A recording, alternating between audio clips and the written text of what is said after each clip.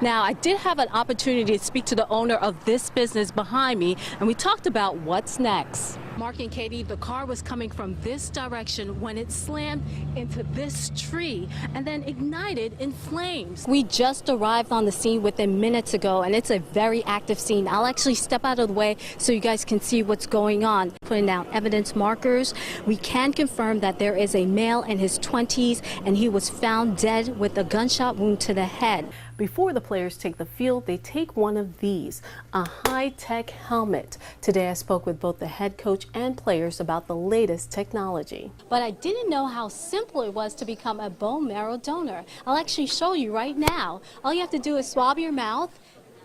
There's no needles, there's no poking or prodding, and just like that, your name becomes a part of a registry.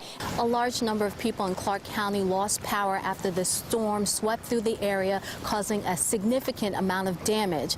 And this is what a lot of people were doing around 9 o'clock when they were walking out this building, looking for their cars and heading home after hunkering down inside the Nutter Center for about 40 to 45 minutes. This is Ohio's billion-dollar drug receipt.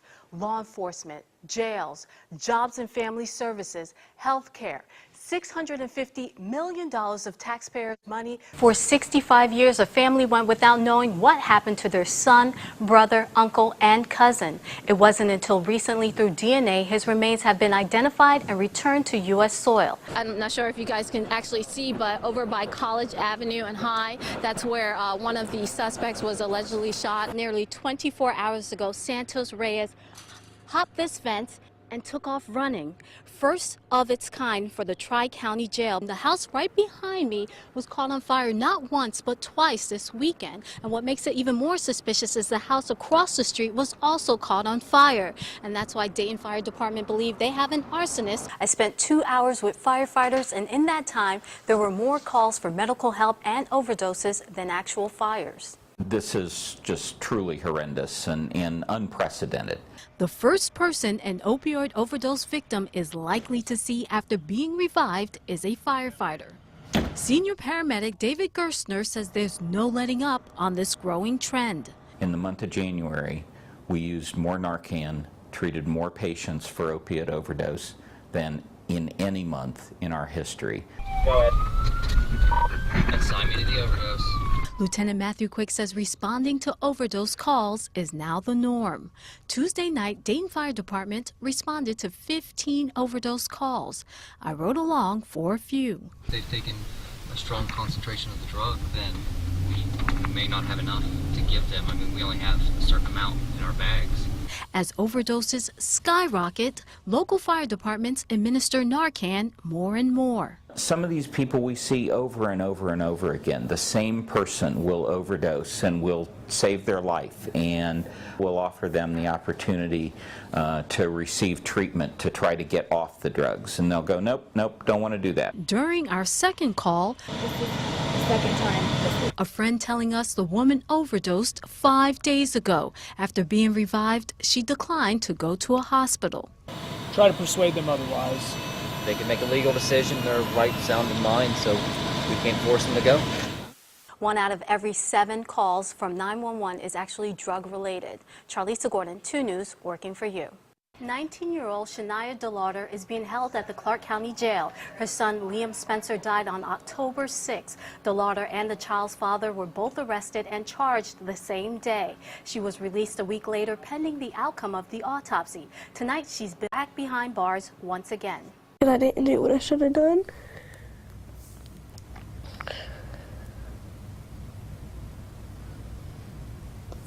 What do you mean by that? Because I should have called the cops when I got back to the motel and I seen my son.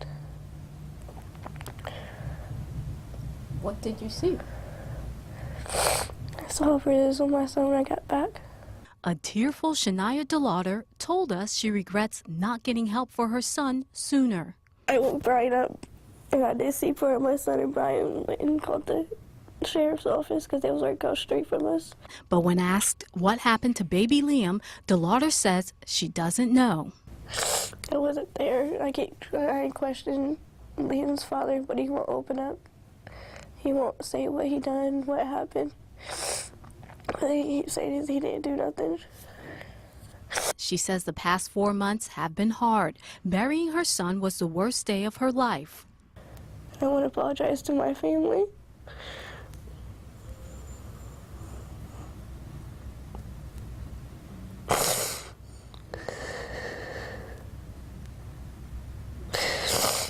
I should have never left my mom's house. And I wouldn't be in this situation right now. She's facing charges of involuntary manslaughter. The father, Brian Lee Spencer, is also behind bars at the Clark County Jail on the same charges. Around 2 o'clock this afternoon, the Warren County Sheriff's Office began digging in the backyard of this home for roughly 4 hours, where the remains were found.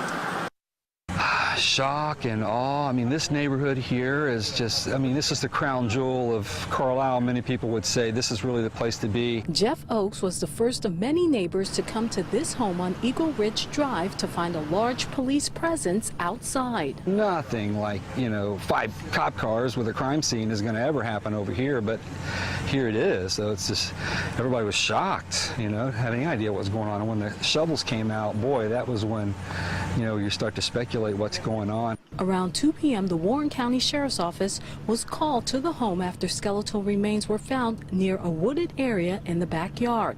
Authorities say they received a tip about the remains and believe they have been there behind the home for 10 to 12 weeks. We had specific information from a specific source, but again, it's still too early to release that yet. We just got the general idea that it was going to be in the backyard near the tree line of the property here behind us, and that is where we found what we found. Initial reports have led investigators to believe they are the remains of a baby. We did see the coroner come up to the coroner's truck with I guess it was a white bag about like this big here, and just carrying it with both hands and gingerly put it into the truck. So it was kind of a sobering moment there. The remains were taken to Miami Valley Regional Crime Lab for analysis. Now, this matter is under investigation. Anyone with information is urged to contact the Warren County Sheriff's Office. No word yet on if charges will be filed. In Carlisle, Charlisa, 2 News, working for you.